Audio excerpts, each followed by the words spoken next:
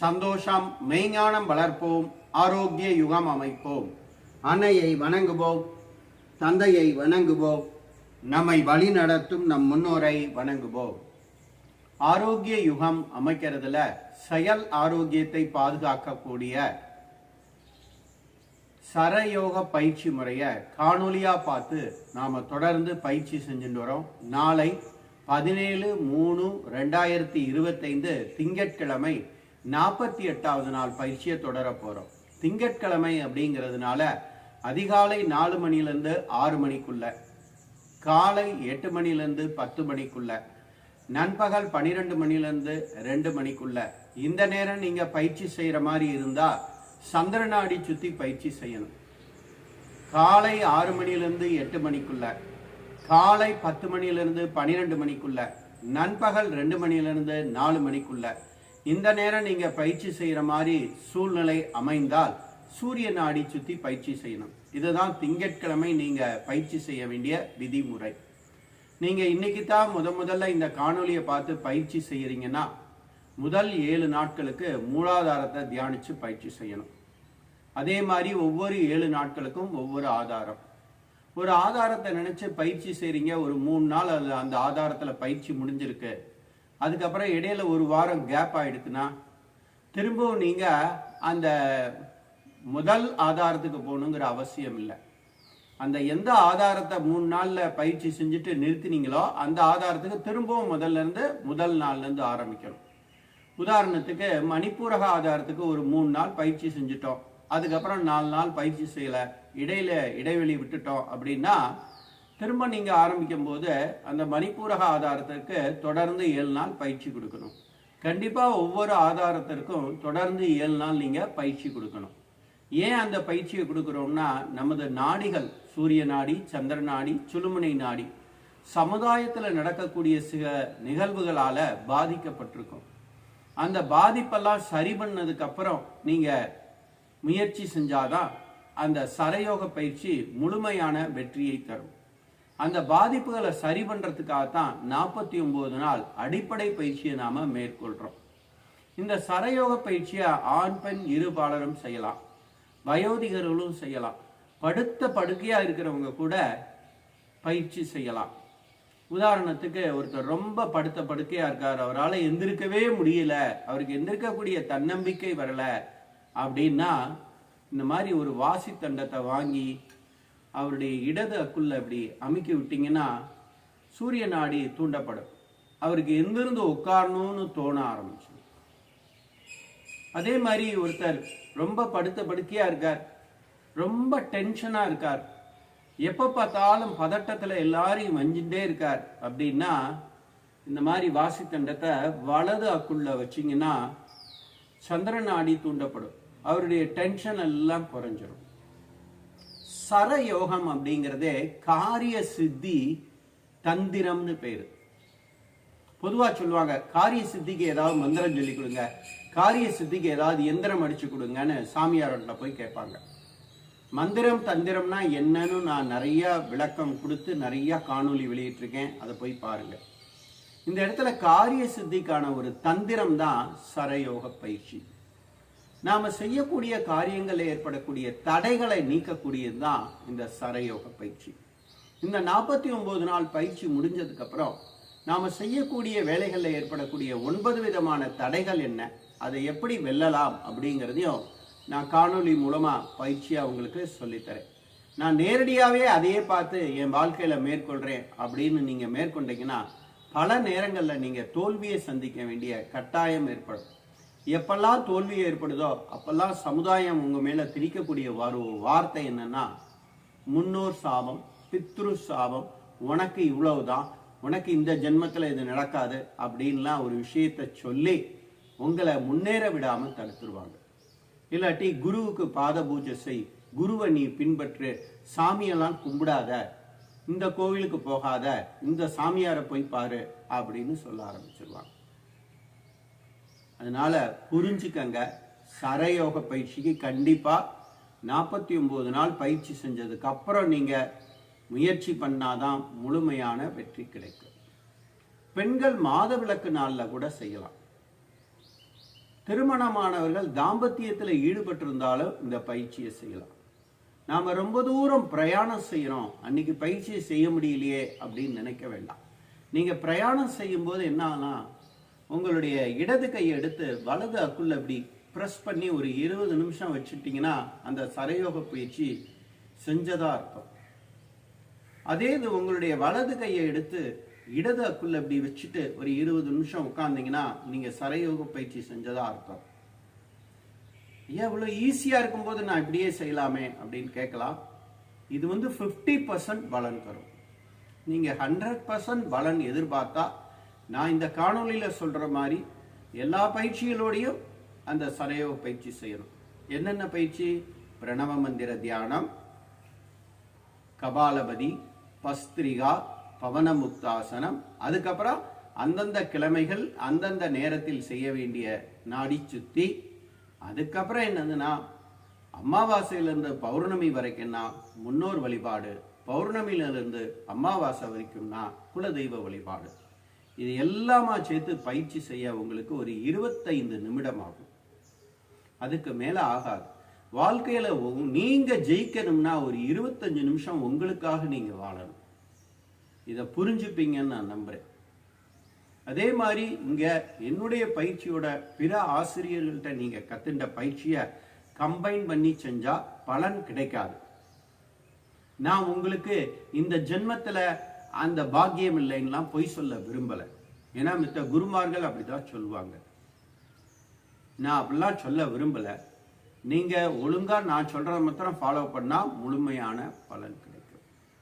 இப்ப நாம அந்த 48வது நாள் பயிற்சியான சரயோக பயிற்சியின் முதல் பயிற்சியான பிரணவ மந்திர தியானத்தை நாம உச்சாடனம் செய்வோம்.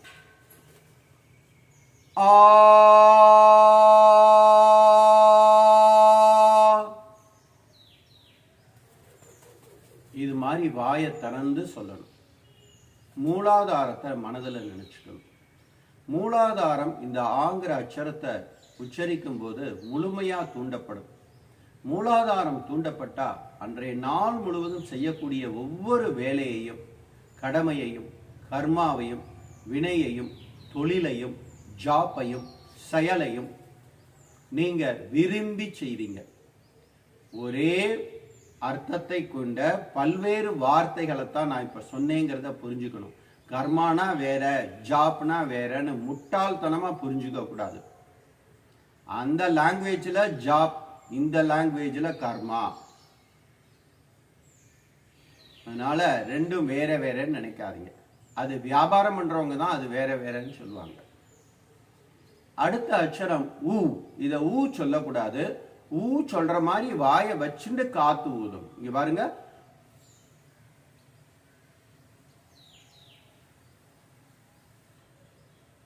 இந்த ஊங்கிற அச்சரத்தை உச்சரிக்கும் போது மணிப்பூரகம் தூண்டப்படும். மணிப்பூரகம் தூண்டப்பட்டா அன்றைய நாள் முழுவதும் செய்யக்கூடிய வேலைக்கு தேவையான அளவு சக்தி கிடைக்கும். சோர்வே அடைய மாட்டீங்க. அடுத்த அக்ஷரம் இம். சகசிரார்த்த மனதில் நினைச்சு இம் இப்படிதான் சொல்லணும். இந்த இம்ங்கிறது சொல்லும் போது சகசிராரம் தூண்டப்படும். சகசிராரம் தூண்டப்பட்டா நீங்க என்ன வேலை செய்யறீங்களோ அந்த வேலையாகவே மாறுவீர்கள். விரும்புகிறேன், விரும்பியதை செய்கிறேன், என்ன செய்கிறேனோ அதாகவே மாறுகிறேன். இதுதான் என்னுடைய ஆராய்ச்சியில ஓம்கார மந்திரத்தின் விளக்கம். நீங்க பிற குருமார்கள்ட்ட தீட்சை வாங்கி அதை பண்ணிட்டு இருந்தா ஓகே. என்னைய பின்பற்றுறவங்க நான் சொல்ற மாதிரி பின்பற்றுங்க. நான் தான் ரைட்டு, அதுதான் ரைட்டு நீங்க ஆர்கியூ பண்ண விரும்பல. நீங்களே அலசி ஆராய்ந்து எது சரின்னு உங்களுக்கு தோணுதோ அதை செய்யுங்க. என்னைய பின்பற்றுறதா இருந்தா கண்டிப்பா சரயோகத்தோட நான் சொல்ற மாதிரி தான் ஓம்கார மந்திரம் சொல்லணும். நீங்க அந்த குரு சொன்ன ஓம்கார மந்திரமும் நான் சொல்ற சரயோக பயிற்சியும் சேர்த்து செய்யக்கூடாது. ஒன்னும் என் பின்னாலேயே வரணும், இல்லாட்டி அந்த குரு பின்னாலேயே போகணும். நிச்சயம் சரியான முடிவெடுத்து பயிற்சி செய்வீங்கன்னு நம்புறேன்.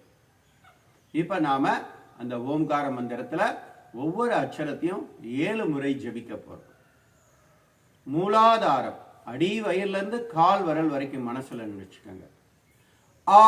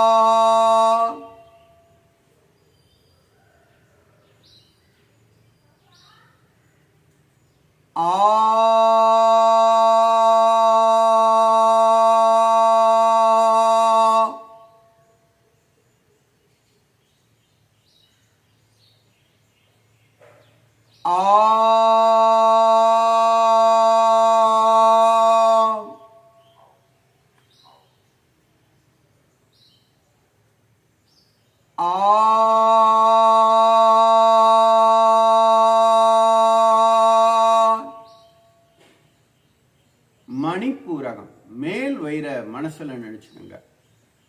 காத்து ஊதுற மாதிரி சத்தம் வரக்கூடாது.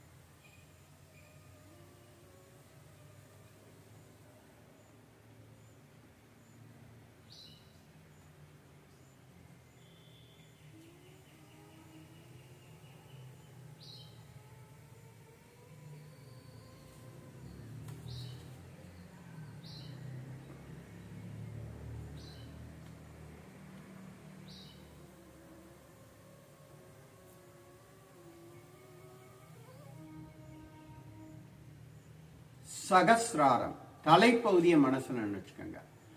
எம்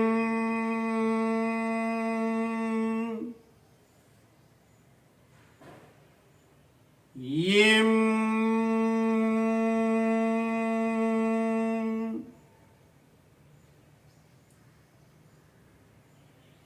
எம்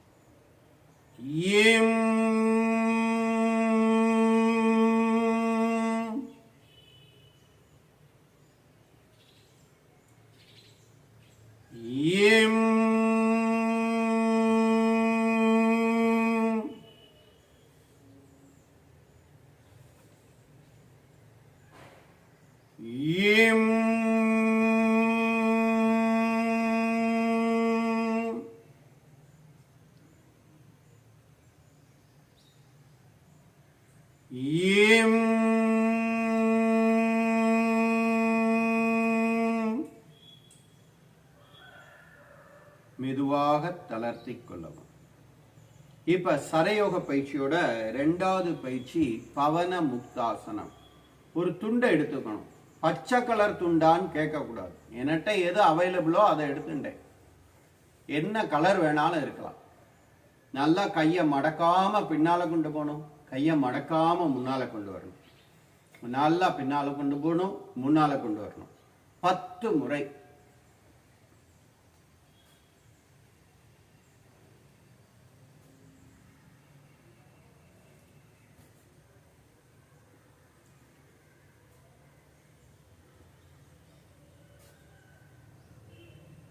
அடுத்தது கபாலபதி 7 முறை.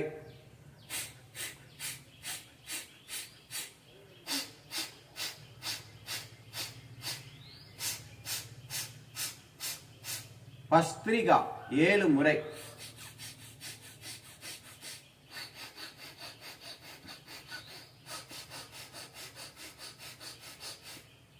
இப்ப 48வது நாள் சகசிரார ஆதாரத்தை மனதில் தியானிச்சு திங்கட்கிழமை செய்ய வேண்டிய சந்திரநாடி சுத்தி பயிற்சியை செய்முறையா செஞ்சு காமிக்க போறேன். வலது அக்குள்ள வாசி தண்டத்தை இப்படி அடக்கிக்கணும். வலது கை ஆதி முத்திரை தான் பிடிச்சிருக்கணும், வேற முத்திரையெல்லாம் பிடிக்க கூடாது. இப்படி பிடிச்சு வலது தொடை மேல வச்சுக்கணும். வாசி தண்டம் இல்லைன்னா துண்டை எடுத்து இது மாதிரி சுருட்டி வலது அக்குள்ள வச்சுக்கணும். வலது கை கீழே தான் இருக்கணும். வலது கையை எடுத்து மூக்க மூடக்கூடாது. நான் ஹம்முன்னு சொல்றப்ப மூச்சை உள்ள இழுக்கணும். நான் சோ சொல்றப்ப மூச்சை வெளியில விடணும். இடது பக்கமே மூச்சை உள்ள இழுக்கணும், இடது பக்கமே மூச்சை வெளியில விடணும். இடது கையோட 4வது விரலால வலது மூக்க மூடிக்கிறேன். கால் விரல்கள் ஹம் சோ,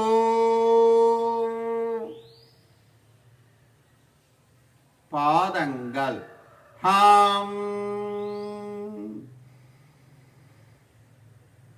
சோ, கணுக்கால்கள் ஹம்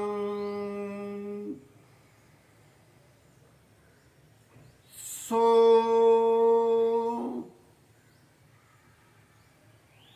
கெண்டைக்கால்கள் ஹம் சோ,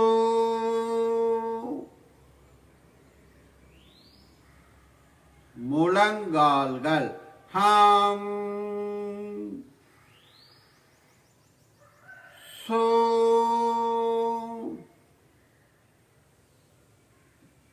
தொடைப்பகுதிகள் ஹம்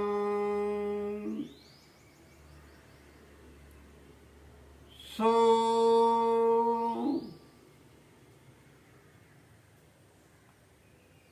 பிருஷ்டப்பகுதிகள் ஹம்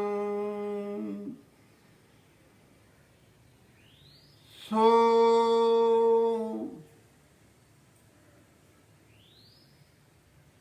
அடிவயிற்று பகுதிகள் ஹம் சோ,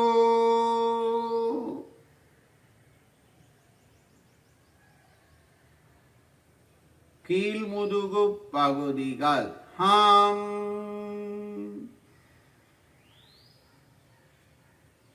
சோ,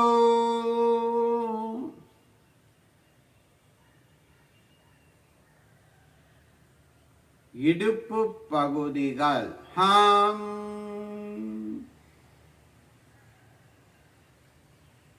சோ,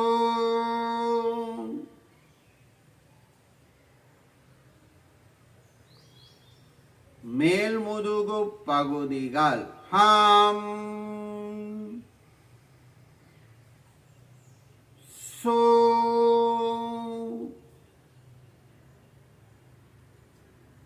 வயிற்று பகுதிகள் ஹம் சோ,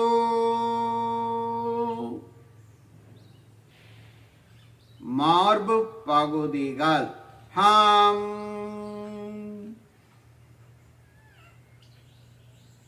சோ,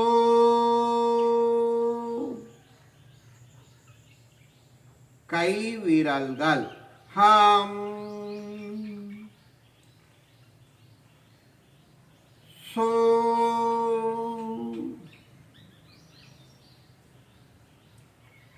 உள்ளங்கைகள் ஹம்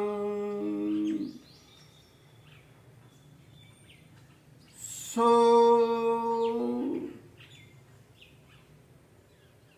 மணிக்கட்டுகள் ஹம்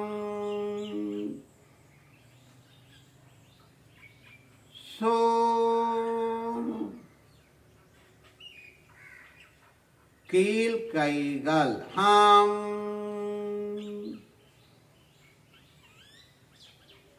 சோ முழங்கைகள் ஹாம்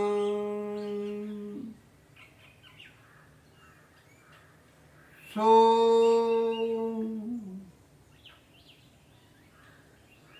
மேல் கைகள் ஹாம்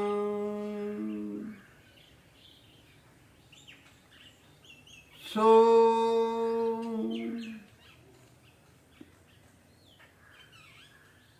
தோள்பட்டைகள் ஹாம்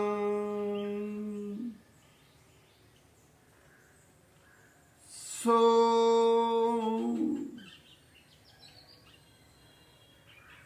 கழுத்து பகுதிகள் ஹாம்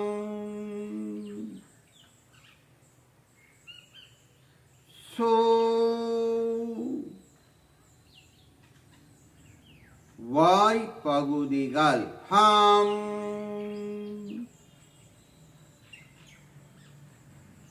சோ காதுகள் ஹாம் சோ மூக்கு பகுதிகள் ஹாம்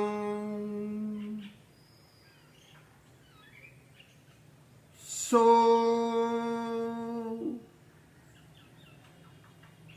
கண்கள் ஹாம்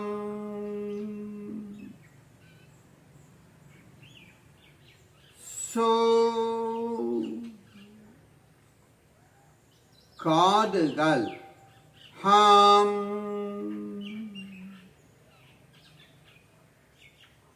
சோ நெற்றி பகுதிகள் ஹாம்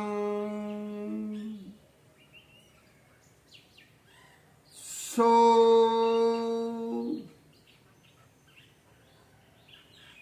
தலைப்பகுதிகள் ஹாம்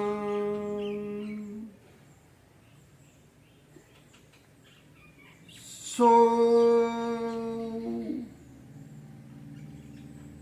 மெதுவாக தளர்த்திக் கொள்ளும். இந்த சரயோக பயிற்சியை முடிச்சதுக்கு அப்புறம் பௌர்ணமியிலிருந்து அமாவாசை வரைக்கும் குலதெய்வத்தை மனதில் தியானிச்சு உங்க இருக்கக்கூடிய தடையெல்லாம் நீங்கணும்னு வேண்டிக்கணும். இங்க புதிய கண்ணோட்டத்துல சிந்திக்கிறேன்ட்டு தடைங்கிறது எதிர்மறை ஆற்றல், எதிர்மறை வார்த்தை அப்படின்னு உளறின்னு இருக்க கூடாது. நல்லது வரட்டும். உள்ள அழுக்கு இருந்தா என்ன ஆகும்? நல்லதும் கெட்டு போயிடும். அப்ப பௌர்ணமியில இருந்து அமாவாசை வரைக்கும் தேய்பிறை. தேய்பிறைங்கிறதே ஒரு நெகட்டிவ் தான் அப்படின்னு நீங்க எடுத்துக்க கூடாது. தேய்பிறைங்கிறது என்ன? உங்க வீட்டில் இருக்கக்கூடிய குப்பையெல்லாம் வெளியே போகுதுன்னு அர்த்தம். வளர்பிறைங்கிறது என்ன? உங்க வீட்டுக்கு நல்லதெல்லாம் உள்ள வருதுன்னு அர்த்தம். எனக்கு தேய்பிறையெல்லாம் வேணாயா, நான் வளர்விரையவே வேண்டிக்கிறேன்னீங்கன்னா நல்லது வரும். உள்ள இருக்க குப்பையோட சேர்ந்து அதுவும் குப்பையாயிடும். இந்த எதிர்மறை எண்ணம், எதிர்மறை ஆற்றல் இப்படிங்கிற வார்த்தையெல்லாம் உங்க மனசுல எல்லாரும் ரொம்ப புகுத்தின்னு இருக்காங்க. அதுல இருந்து மீண்டு வாங்க. ஒரேடியா கண்ணுக்கு பக்கத்துல வச்சு பார்த்தீங்கன்னா உங்களை கடைசி வரைக்கும் யாராலையும் காப்பாற்ற முடியாது. அதனால தடைகள் நீங்க வேண்டும் அப்படின்னு வேண்டிக்கலாம். ஒன்றும் தப்பு இல்லை.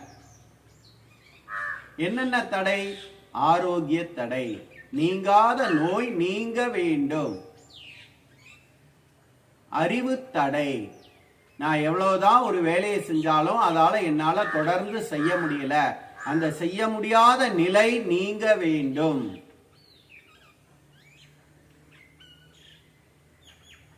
ஆரோக்கியம் வேண்டும் வேண்டிக்கலாம். ஆனா ஆரோக்கியம் இல்லையே. அப்ப அந்த ஆரோக்கியம் வேண்டும் வேண்டிக்கிறதுக்கு முன்னால இருக்கக்கூடிய நோய் நீங்கணும்னு வேண்டிக்கணும். அதிமேதாவித்தனமா யோசிக்கிறேன்னு யோசிக்கப்படாது. அப்ப நம்மளுடைய முதல் 4 தலைமுறை தாத்தா பாட்டி தான் நமக்கு குலதெய்வம்னு சொல்லிட்டேன். அவங்கள்ட்ட இந்த தடையை சம்ஹாரம் பண்ண சொல்லி வேண்டிக்கங்க. என்னென்ன தடை? நீங்காத நோய்கள் நீங்க வேண்டும். எந்த ஒரு பயிற்சியையும் பழக்கத்தையும் நான் மேற்கொண்டா அதை தொடர்ந்து செய்ய முடியல, அதுக்கு தடை ஏற்பட்டுட்டே இருக்கு, அந்த தடை நீங்க வேண்டும். எனக்கு தொழில் தடை இருக்கு, நிரந்தர தொழில் கிடைக்கல, அந்த தடை நீங்க வேண்டும். எனக்கு பொருளாதாரம் கிடைக்கல, பொருளாதார தடை நீங்க வேண்டும். எனக்கு திருமணம் ஆகல, திருமண தடை நீங்க வேண்டும். எனக்கு குழந்தை பிறக்கல, குழந்தை பாக்கியம் பெறறதுக்கு உரிய தடை நீங்க வேண்டும் அப்படின்னு வேண்டிக்கள். குலதெய்வ பேரு தெரிஞ்சவங்க குலதெய்வ பேரை மனசுல சொல்லிக்கங்க. பேரு தெரியாதவங்க 4வது 5வது 6வது 7வது தலைமுறை தாத்தா பாட்டிய மனசுல நினைச்சுக்கங்க. அப்பாவளி அம்மாவளி. இப்ப நான் என்னுடைய குலதெய்வத்திட்ட எனக்கு தேவையானதெல்லாம் கேட்க போறேன்.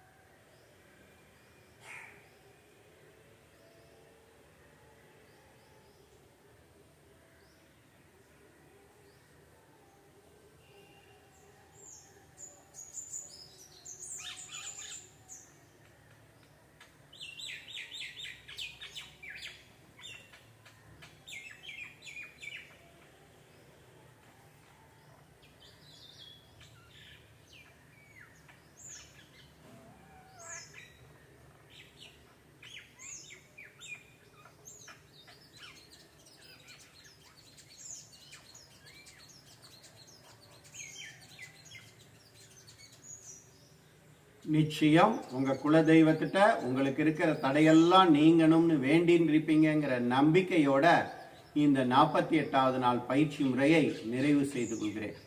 மேலும் இந்த பயிற்சி முறையை கூகுள் மீட் ஆப் மூலமா நேரடியா அதிகாலை 4 மணிலிருந்து 4:45 வரைக்கும் நான் கத்துத்தரேன். அதற்குரிய லிங்க் டிஸ்கிரிப்ஷன்ல இருக்க. அந்த லிங்கை கிளிக் பண்ணி என்னோட சேர்ந்து நீங்க பயிற்சி செய்யலாம். நமது பயிற்சி மையத்தின் சார்பாக தினமும் நீங்கள் விரும்பும் நேரத்தில் ஆண் பெண் இருபாலர்களுக்கும் தனித்தனியாக ஆன்லைன் மூலமாக பயிற்சிகள் கற்றுத்தரப்படும். மற்றும் நமது பயிற்சி மையத்தில் 3 நாள் தங்கி பயிற்சி பெறும் வாய்ப்பும் உள்ளது. உணவும் இடமும் இங்கேயே வழங்கப்படும். சர்வதேச அங்கீகாரம் பெற்ற யோகா ஆசிரியர்களை உருவாக்குவதற்காக இன்டர்நேஷனல் யோகா ஃபெடரேஷன் என்ற அமைப்புடன் இணைந்து யோகா ஆசிரியர் பயிற்சிகளும் கற்றுத்தரப்படும். மேற்கண்ட பயிற்சிகளில் கலந்து கொள்ள விரும்புபவர்கள் எனது தொலைபேசி எண்ணான 9789889680 இந்த எண்ணில் தொடர்பு கொண்டு பயிற்சிகள் பற்றிய விவரத்தை அறிந்து பயிற்சியில் கலந்து கொள்ளுமாறு அன்புடன் அழைக்கின்றேன். நமது real simple yoga foundation YouTube சேனலை புதிதாக காணும் நண்பர்கள் சப்ஸ்கிரைப் செய்யவும், அருகிலுள்ள பெல் பட்டனையும் பிரஸ் செய்யவும்.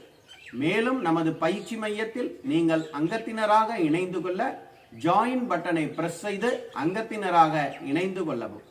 அங்கத்தினராக இணைந்து கொள்பவர்களுக்கு ஒவ்வொரு மாதமும் 3வது ஞாயிற்றுக்கிழமை 4வது ஞாயிற்றுக்கிழமை ஆகிய 2 தினங்கள் ஆன்லைன் மூலமாக உங்களுக்கு தேவையான யோக பயிற்சிகள் கட்டணமில்லாமல் கற்றுத்தரப்படும்.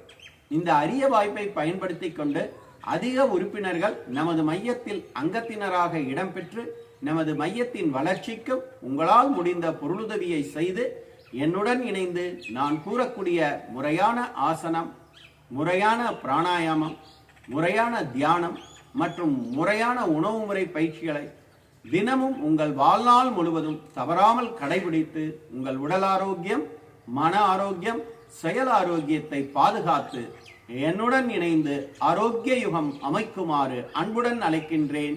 சந்தோஷம்.